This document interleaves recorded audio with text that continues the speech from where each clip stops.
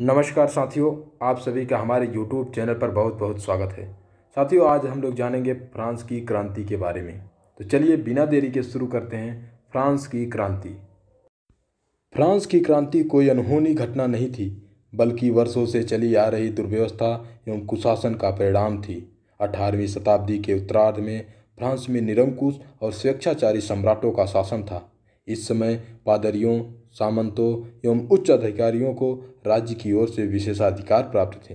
ये लोग वैभव एवं विलासतापूर्ण जीवन व्यतीत करते थे, लेकिन साधारण वर्ग की दशा अत्यधिक शोचनीय थी। उनका जीवन स्तर निम्न कोटि का था। इसका मुख्य कारण राजा की निरंकुशता, अयोग्यता एवं शासन संबंधित विभिन्न अनियमितताएं थीं। इन परिस्थितियों का ज्ञान इस उदाहरण से हो जाता है कि जब फ्रांस के राजा और रानी की सवारी के पीछे भूखी नंगी जनता भूख से व्याकुल होकर रोटी दो के नारे लगाते हुए दौड़ रही थी, तो परिस्थितियों से अनजान रानी ने कहा था, यदि रोटी नहीं मिलती तो केक क्यों नहीं खाते। फ्रांस की क्रांति 14 जुलाई 1789 ईस्वी को बास्तिल की घटना के साथ प्रारंभ हुई। इस समय फ्रांस का राजा लुई 16वां था। यह एक क्रूर एवं अत्याचारी शासक था। उसके शासन से वहाँ की जनता अत्यंत असंतुष्ट थी। उसकी पत्नी का नाम अंतवानेट था, जो ऑस्ट्रिया की राजकुमारी थी। यह बड़ी ही अहंकारी थी। इसके कुचक्र एवं प्रभाव के कारण क्रांति को अत्यधिक बल मिला।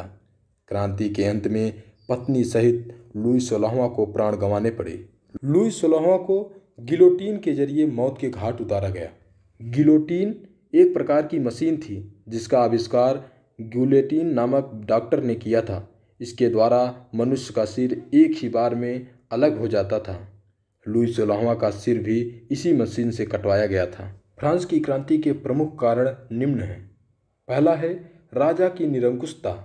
18वीं सदी के उत्तरार्ध में राजा की निरंकुशता, अयोग्यता एवं शासन संबंधित अनियमितताओं ने जनता को क्रांति के लिए प्रेरित किया। फ्रांस के राजा अपनी शान शौकत के लिए राजकोष का दुरुपयोग करते थे, जिसके कारण फ्रांस की जनता ने राजतंत्र का मुखर विरोध किया। राजाओं की निरंकुशता के कारण जनसाधारण के मन में क्रांति की चिंगारी सुलगने लगी। इस समय फ्रांस की कानून व्यवस्था में अनेक मौलिक दोष उत्पन्न हो गए थे। धनी, पादरी और सामंत राज्य की करों से मुक्त थे, जबकि गरीब जनता करों के भारी बोझ से दबी थी। देश पर विदेशी ऋण का बोझ बढ़ता जा रहा था। व्यापार की दशा भी संतोषजनक नहीं रह गई थी। फलतः इन परिस्थितियों ने फ्रांस की जनता को क्रांति के लिए प्रेरित किया। तीसरा है आर्थिक कारण। राजघराने द्वारा धन पानी की तरह बहाया जाता था। राजघराने के इर्द गिर्द घूमने वाले लोग जन कल्याण की ओर ध्यान न देकर अपने निजी स्वार्थ की पूर्ति में लिप्त थे। अंदर ही अंदर इन लोगों ने राजकोष को खाली कर दिया था। साथ ही इंग्लैंड के साथ लगातार युद्ध होने से भी राजकोष पर बुरा प्रभाव पड़ा। देश का आर्थिक ढांचा चरमरा कर टूट गया। देश की बहुसंख्यक जनता रोटी के लिए हाय हाय करने लगी। चौथा है सामाजिक कारण। फ्रांस का समाज वर्ग भेद पर आधारित था। इस समय फ्रांस के समाज में 3 वर्ग थे: पादरी वर्ग, कुलीन वर्ग और जनसाधारण वर्ग।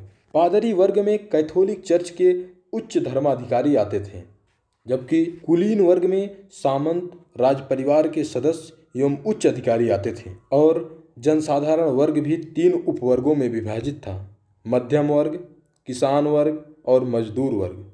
मध्यम वर्ग में अध्यापक, वकील, व्यापारी, कवि, लेखक, कलाकार, दार्शनिक तथा धनी व्यवसायी आदि सम्मिलित थे। किसान वर्ग में मुख्य रूप से किसान सम्मिलित थे। फ्रांस में इनकी जनसंख्या 80% के लगभग थी। इनका आर्थिक जीवन संकटग्रस्त था तथा यह वर्ग करों के बोझ से दबा था। और मजदूर वर्ग समाज का सबसे निम्न वर्ग था। इस वर्ग के पास कोई अधिकार नहीं था। इनका जीवन अमानवीय था। इस प्रकार सामाजिक असमानता और असंतोष फ्रांस में क्रांति के रूप में फूट पड़ा। पांचवा है तत्कालिक कारण। वित्तीय संकट के समाधान हेतु तत्कालीन शासक लुई 16वां ने 1789 ईस्वी में स्टेट जनरल का अधिवेशन बुलाकर नए कर लगाने का प्रस्ताव किया, किंतु जनसाधारण वर्ग ने इसका जमकर विरोध किया और मांग की कि स्टेट जनरल की संयुक्त बैठक बुलाई जाए।